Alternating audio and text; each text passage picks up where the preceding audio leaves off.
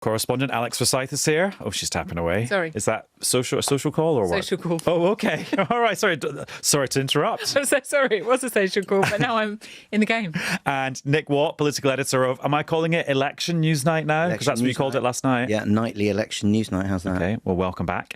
We've finally got details from ITV of their first prime ministerial debate. It's going to be on Tuesday at 9 p.m, which gives us a short, brief window to discuss our favourite election debate moments. Alex? My personal favourite memory of one of the election night debates was I was on the campaign trail, and this would have been 2015, and we were all staying in a random hotel in a seafront somewhere, and the whole election team got round to watch the first debate with like wine and cheese, which is so civilised because we weren't covering it because we were just watching it. So Just watching it for enjoyment. Literally for kicks, yeah, for fun. It was great. Well, clearly the wisest line that has ever been said in any television election debate. What is he building up to? Oh, let's work that out. 10 out of 10 for originality. I agree with Nick. The first one ever in UK. Yeah. I'm torn between that one because that was when I got stranded in Northern Ireland because of the Icelandic volcanic ash cloud. Was that 2010? In 2010? Yeah, and so it took me like 3 days to get back home from Northern Ireland. That's extraordinary. And then swim, yeah. And then yeah, it was a ridiculous ferry journey, of which I'll tell you about another day. And then also the one in Cambridge, where none of the big names were going to turn up, and then at the last second Jeremy Corbyn turned up, and that was actually pretty exciting. The debate itself wasn't that illuminating, but like that sort of shot of adrenaline for the news that night was quite cool. And we all had to make emergency trips to Cambridge, didn't we? Yeah, well, we were going. I was actually there already. You were there because I'm an aficionado of these things. I turn up to them even if the VIPs aren't there. If you're not invited. Anyway, thank you for accepting my invite to be on this episode of Newscast. Newscast from the BBC.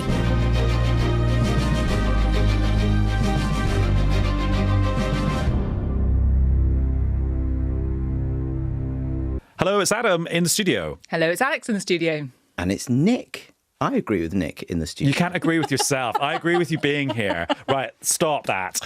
Chris Mason, he's in the West Country, but he will probably turn up maybe in that screen and unannounced time. So let's see what happens.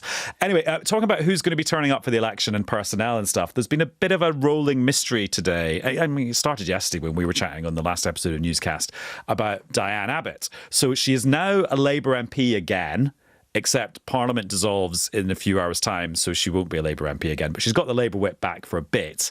But is she or is she not going to be a Labour candidate at the next election? And is it because she's been banned from being one or not? Well, Alex? Big question mark with a dot on the bottom, because if we pick up where we were left off, which was last time we were talking about this, was on Tuesday's newscast. And at that point, we said there were things developing around what was going on with Diane Abbott. And very brief history. We know that she was suspended from the Parliamentary Labour Party because of comments she made about racism, for which she apologised. But there was this incredibly long-running investigation over a year where this was unresolved. And then what happened was last night there started to emerge reports that she got the whip back, as you said, which turned out to be true.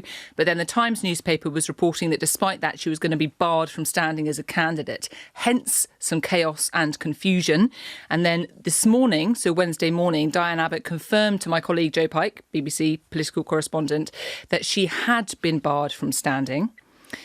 After that, Keir Starmer was asked about this, and he said, no, she hadn't been barred from standing. So what we've really had now is a day of confusion about where we exactly are. Is Diane Abbott going to be a candidate in this election or not? And Keir Starmer was at an event in Worcester, and this is where and how he said that. No decision has been taken to bar Diane Abbott. The process that we were going through ended with the restoration of the whip the other day. So she's a member of the Parliamentary Labour Party, and no decision has been taken barring her. OK, Nick, what's your theory about what's gone on Well, here? what's so magnificent about this is Diane Abbott this morning saying that I've been barred and Keir Starmer saying Diane Abbott has not been barred, is that they're both right. And the reason why they're both right is that Keir Starmer is right that the National Executive Committee of the Labour Party, which at this stage vets and decides on candidates, has not considered Diane Abbott's case because she hasn't applied to be a candidate. Were she to apply, every single ally of Keir Starmer I've spoken to have told me that she would not be allowed to be a candidate. And the whole point of what had been going on in the last few weeks is that there were negotiations around what one pretty key player described to me as a golden bridge. And the golden bridge was that the whip would be restored to Diane Abbott. At that point, she would make it clear that she wouldn't be contesting the election. And then there would be a whole load of effusive praise for Diane Abbott from Keir Starmer downwards. That golden bridge, as one of these people said to me, has been blown up. It's been blown up because my colleague Victoria Derbyshire had this great scoop, which proved that the process investigating her had ended in December.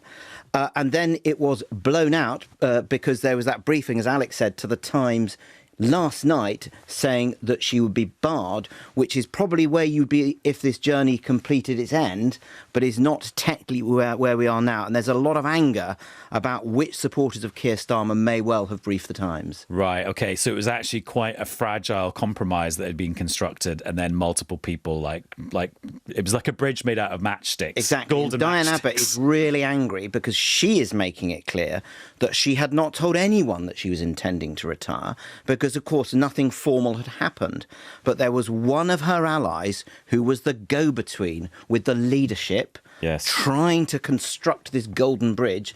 But as you say, it was built on a pretty flimsy framework. OK, and Alex, the reason Nick is talking about the NEC being involved here is because we're now in this period where, like, the central parties, or certainly in the Labour Party's case, they can kind of impose or take more control in constituencies about who the candidates are going to be in these places than a few months ago. Yeah, so the NEC, the National Executive Committee of the Labour Party, which makes all of the kind of final decisions around candidacy. And obviously that process has kind of been sped up all of a sudden because of the way that Rishi Sunak called the election. And so they are having to make all of these decisions within quite a tight time frame, because I think I'm right in saying it's June the 7th, which is the deadline for candidates to be in place, in seats, ready to fight the general election campaign. So that has sort of allowed, and in actual fact, while all of this has been rumbling on for a long time around Diane Abbott, and again, we discussed on Tuesday's newscast the fact that increasingly Labour front benches are going out and being asked, is this been resolved if this hasn't? And what they have been very keen to say is actually, we aren't directly involved in this process at this point, because there is now this other Labour Party process which was set up following Jeremy Corbyn's leadership to try and put some distance between the front bench and some of these decisions that are taken around personnel. So it's allowed some of those Labour front benches to give them that distance when they've been asked about it. But now, I think, despite the fact that there clearly is a role for the NEC as Nick to play, the way that this has been handled and the way that it's played out so publicly in the last 24 hours or so is absolutely the last place the Labour leadership wanted to be with this, because there are people angry around Keir Starmer about what may or may not have been leaked. There are people very angry who are close to Diane Abbott about the way that she has been seen to be treated so publicly, somebody who's been such a long-standing member of the Labour Party and such an influential figure in the Labour movement in so many ways. So I think, whatever you say about exactly who was responsible, the end result doesn't take away from the fact that this looks pretty bad right now. And the problem with shadow cabinet members and the leadership saying, not me, Gov, is that it is true that that was the case until December. An NEC panel was looking at it, and it has to be at arm's length because the Labour Party got into terrible trouble with the Equality and Human Rights Commission under Jeremy Corbyn's leadership when it was seen to intervene. It was getting too personal. Yeah. In December, that process ended with a formal warning, and the final hurdle that Diane Abbott had to do was to do an online anti-Semitism awareness course, which she completed in February. In February, the matter went to the Chief Whip, Sir Alan Campbell. What does the Chief Whip of any party do? They enforce the will and the authority of the leader of their party. In other words, the issue then did rest with the shadow cabinet. It did rest with the Chief Whip. So it's very difficult for the Labour Party to say, not us, Gov. Where they are able to say that is as soon as the election was called, these NEC procedures kick in for the selection of candidates. So at that point, candidates are NEC. But in between Diane Abbott completing this course and the election being called, this rested with the Chief Whip, who's very close to the leader. And it is being weaponised by the Conservative Party, because I've noticed every press release or email the Tories have sent out today, whether it's about an NHS waiting lists, which was Labour's big intended story today, or whether it's about claims about public spending and how much pledges will cost. the Tories then go, oh, and then look at Keir Starmer and him not being honest about what happened to Diane Abbott. So it doesn't matter what the email starts with, it ends with that from the Tories. Well, and using stronger language than that, Rick Holden issued a statement last night saying that Keir Starmer lied. I mean, Keir Starmer is a lawyer, so he chooses his language very, very carefully. And it is indeed true that once the election happened, it went to the NEC. Now, there are some people in the Labour Party saying, bring this row on. This is a row with the Labour left. We're very happy to have that row. This is a changed Labour Party. Jeremy Corbyn is not going to be a candidate in this election. Changed Labour Party. We've seen off the hard left, as they would say it. That has produced electoral dividends. What some people are saying, and not just people on the left, Starmer loyalists are saying, Diane Abbott is not Jeremy Corbyn. Diane Abbott, they say, is an icon of the Labour movement, the first black woman MP elected in 1987, an MP for nearly 40 years. And those who want to have a war with the hard left, these people are saying is, watch out, be careful. Diane Abbott is a totally different political figure to Jeremy Corbyn. And it's also, because we were discussing, it is exactly that point. Even if the Labour leadership were willing to have this fight with what they see as the left of the Labour Party in one context, the way that this has played out in 24 hours is now, I think, the distraction and the sense of confusion and potentially some might even say chaos around the management of these processes. No matter where you are, that is not something that you want to be a perception of the way you're running things at this point in a campaign. And at this point in Newscast, which is 6:42 on Wednesday evening, there's another situation developing with Labour, with this Labour MP called Lloyd Russell Moyle. He's got a seat in the south coast of England. He's also quite of the Diane Abbott, Jeremy Corbyn kind of political tradition, whatever you want to call that. Nick, just explain what's happening. He's put out a statement tonight. That's right. So Lloyd Russell Moyle is one of the Brighton MPs. He's a member of the campaign group. The campaign group is the group that is on the left. They're the group that basically produced Jeremy Corbyn, John McDonnell, all that. And he has put out a statement this evening, Lloyd Russell Moyle, saying that he has been suspended from the Labour whip, very, very close to the deadline for the selection of candidates. And he's saying that there is now an investigation. What Labour are saying is that last week they were in receipt of a very serious complaint. They take these complaints very seriously and they need to investigate them.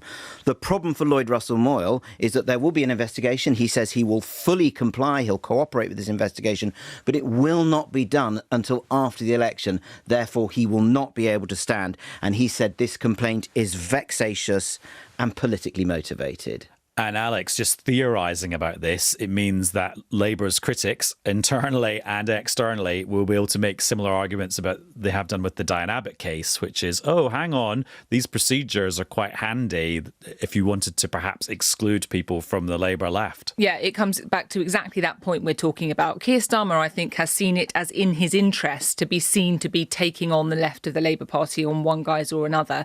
But obviously what the timing of this does is just reopen what we know are kind of existing different ideological dividing lines within the Labour movement. And they are there and they have always existed. And Keir Starmer has, been able to say he's changed the party from what it was under Jeremy Corbyn's leadership. He's been keen to point to that. But that doesn't mean that this isn't going to cause some consternation and no doubt a bit of backlash from people that sit on the left of the Labour movement. And what the Labour left will be saying is that the sealed tomb is filling up.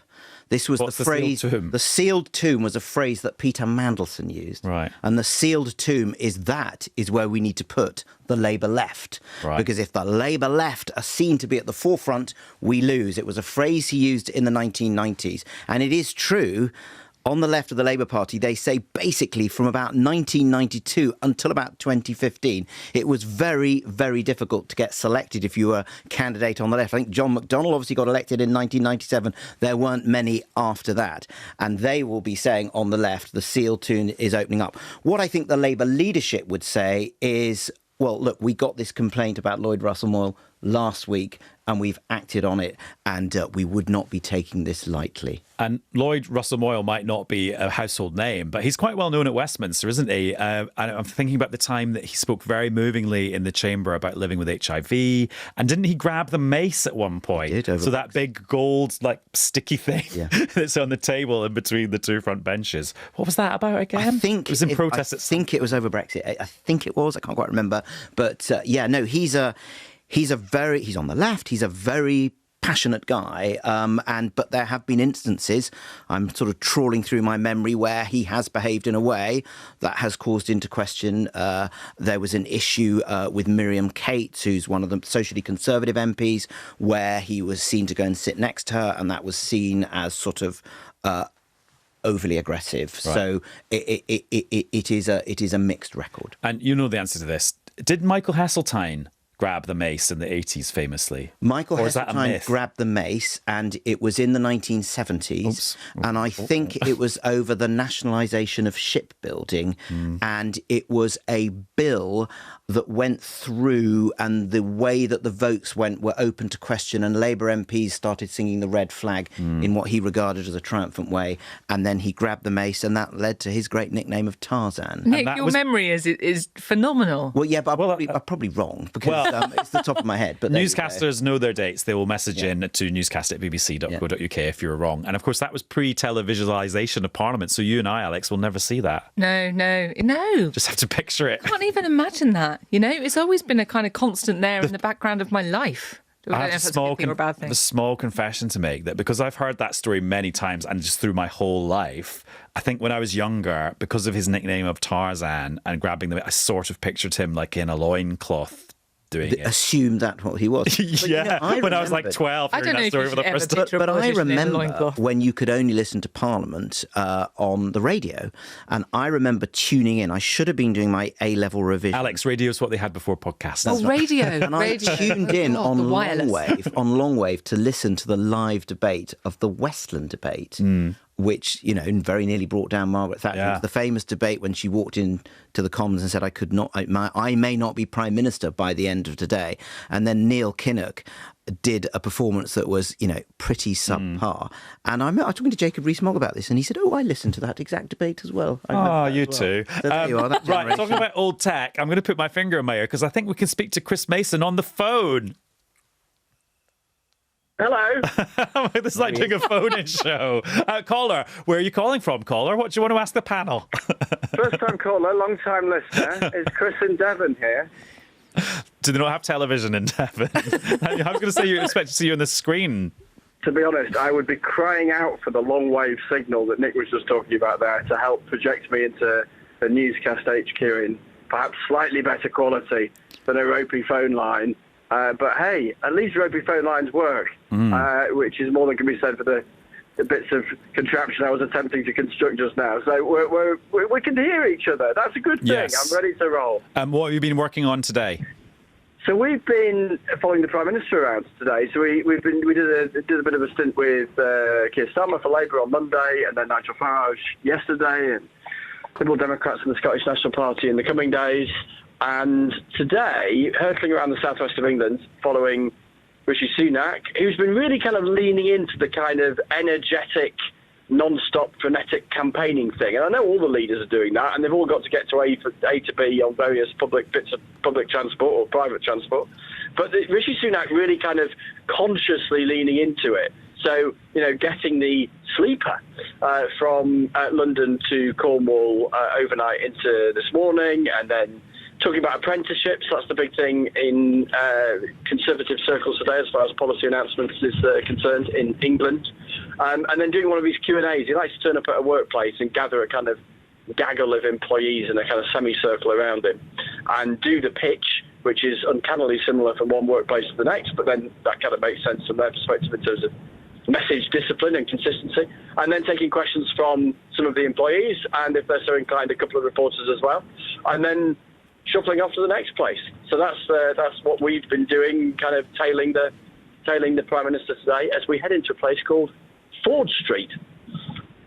Okay, and have you seen any? I was going to say I've not seen any kind of lame pictures of Rishi Sunak doing the rounds on social media for the last kind of 20 hours or so. Do you think maybe the Conservative campaign is kind of got out of that sort of doom loop people were saying they were in, where he would turn up to places with bad names or be photographed in front of embarrassing things? Maybe. I think, I don't know, I mean, maybe all campaigns get a little blast of these at some point, and we've still got another 5 weeks. It's fair to say there haven't been those things that a few people were pointing out at the tail end of last week, the Titanic quarter in Belfast and that exit sign on the aeroplane. The funny thing is with that exit sign on the aeroplane, when you're on a plane that small, I wasn't on that trip, but when you're on a plane that small and you pose for photos, the chances are one of those exit signs is going to be visible. And part of me wonders, as much as, PR types and spin doctors and special advisors try and avoid those pictures where, you're near an exit sign or you line up just in line with the antlers on the wall or whatever. But because they were very keen, they've definitely been keen to project that sense of zipping about everywhere and visualising that, not just obviously turning up in lots of different places, which all the leaders have done, but kind of visualising and demonstrating that hurtling around. Perhaps the desire to do that came with the downside of that sign. And maybe things like that are trivial. I mean, to an extent they are trivial, but they do get commented on, don't they? And therefore they're perhaps sucking away a bit of sort of energy and time from talking about the other stuff. The other thing that's really striking with the Conservatives, just being with them today and then the last few days, and we've noticed this now for 3 or 4 days, is that they're trying to make a splash early on by saying new stuff. And by announcing new policy, particularly that whole national service thing.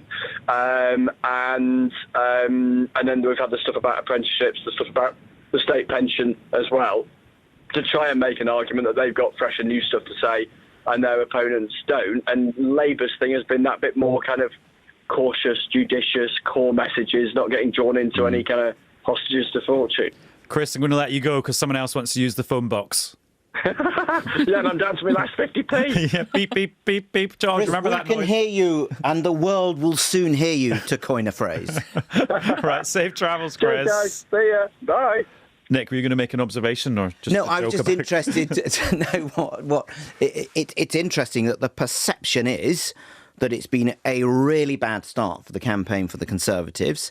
And the first polls taken in the last week, most of them show all looking good for Labour, or if anything, slightly increasing their lead, although there's one polls to jail partners that say that the Labour lead has gone down by 2 points. So that is the perception. And yet, in terms of substance, Chris reeled off that list of policies, the national service thing, the pension triple lock plus, apprenticeships today. In terms of substance, the Tories are talking about new stuff.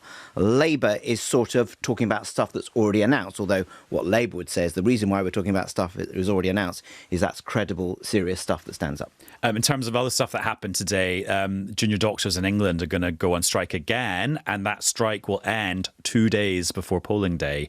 What's your theory, Alex, about what impact that might have, if any? Well, I mean, you can just take the fact of it is that you're going to have, during that period, again, people are going to have hospital appointments cancelled.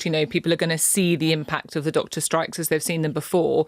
And therefore, it is perhaps no surprise that the Conservatives' reaction to it was, oh, this is so political from the junior doctors. The junior doctors say, well, actually, if you'd resolved the pay issue, then we wouldn't be in this situation having to strike again. But yeah, either way you look at it, the timing is going to be key because it's coming right in that final week of the general election campaign. And I think already what you've seen again today are the questions for the parties. If you are in the next government, how are you going to resolve this issue? Because it's been going on for ages and ages and ages. And, we know that there was a sort of inching towards mediation before the general election period, where Streeting, the Shadow Health Secretary, interestingly today, what he was saying is, I'm not going to commit to the 35% pay rise that the junior doctors are asking for, but I'd work towards a pay deal in the longer term. But, I think it's just going to pose it's going to focus minds at that point in the election campaign on one of the key issues, which is the NHS, which is what Labour had wanted to actually talk about today, regardless, right at the point that people are just going to go to the polls. And Victoria Atkins, the Health Secretary, said the British Medical Association was using a highly cynical tactic. She said, I'm in politics to help patients, not trade unions. The Conservative government has taken tough decisions to keep public spending down, to bear down on inflation, which is now back to normal. And also, just very quickly, I thought with the Labour announcement on NHS waiting lists, it was interesting because they've now narrowed down their target. They're not going to target all waiting lists, all appointments. It's people who are having to wait more than 18 weeks, which is an old government target. That's what they're going to focus on. So actually, you could still end up waiting quite a long time under Health Secretary Wes Streeting's NHS. And their focus, and correct me if I'm wrong here on the detail, but their focus is to hit the target, which is 92% of patients being seen within 18 weeks by the end of the first Labour government, right? So in 5 years. They're acknowledging that it might take a bit of time to get there. But yeah, they've specified where they couldn't specify before. And I guess in fairness, the party have said that they will continue to do that as the campaign progresses and the manifestos come, as all the parties have said. Alex, thank you very much. My pleasure. And Nick, I have found myself agreeing with you. I was going to say I mostly disagree with Nick. I agree with Adam. I agree with Alex. I agree with Chris. I agree with everyone, really. Oh, so agreeable. Consensual. You know, I love it. I agree with Newscast. Well, I agree to stay up late and watch Newsnight. And that's all from this episode of Newscast. We actually recorded some extra stuff that will be in the podcast edition, which you can listen to on BBC Sounds. And we will see you again very soon. Bye-bye. Newscast from the BBC.